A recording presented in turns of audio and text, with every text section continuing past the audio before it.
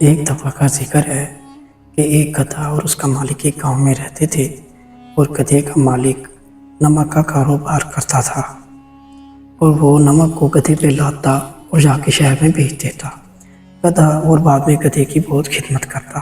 گدھا بھی اس کی خدمت سے خوب فائدہ اٹھاتا تھا، خوب کھاتا پیتا اور خوش رہتا، اور وہ اپنے خاندان کے ساتھ اپنے گھر میں کافی خوش تھا۔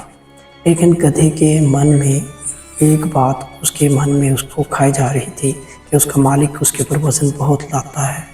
اب اس کے دماغ میں ایک ترکیب آئی، کیونکہ وہ گدھا اپنے آپ کو بہت سمارٹ سمجھتا تھا، اس لیے اس کے من میں ایک ترکیب آئی اور وہ سوچ کر کافی خوش تھا۔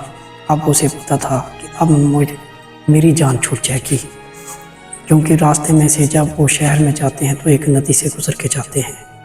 اس کا مالک بھی گدھے سے بہت خوش تھا، کیونکہ وہ خوب پیسہ کما رہا تھا۔ اور ایک دن جب وہ نمک لاد کر ندی سے گزر رہے تھے تو گدھا پانی میں بیٹھ گیا، جس کی وجہ سے سارا نمک پانی میں بہہ گیا۔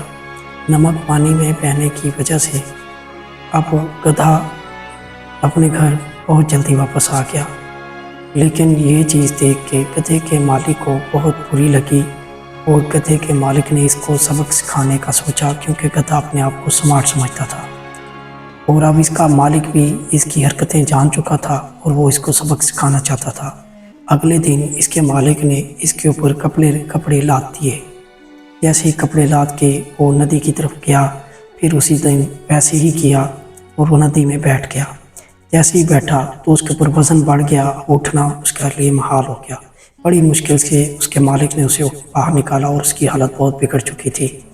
اب گدھا جان چکا تھا کہ اس کا مالک اس کی ساری حرکتیں جان چکا ہے، اب اس کو سمارٹ بننے کی کوئی ضرورت نہیں ہے۔ اگر وہ سمارٹ بنے گا تو اس کی حالت بھیگی بلی سے بھی بری ہو جائے گی، جیسے اس کی اس دن حالت بنی ہے۔ اگر مجھے مالک کے ساتھ خوش رہنا ہے تو خوب کھانے پینے کو ملے گا۔ تو دوستو، اس کا مطلب یہ ہے کہ جیسا کرو گے ویسا بھرو گے۔ تو اپنے بڑوں کی فرما برداری کریں۔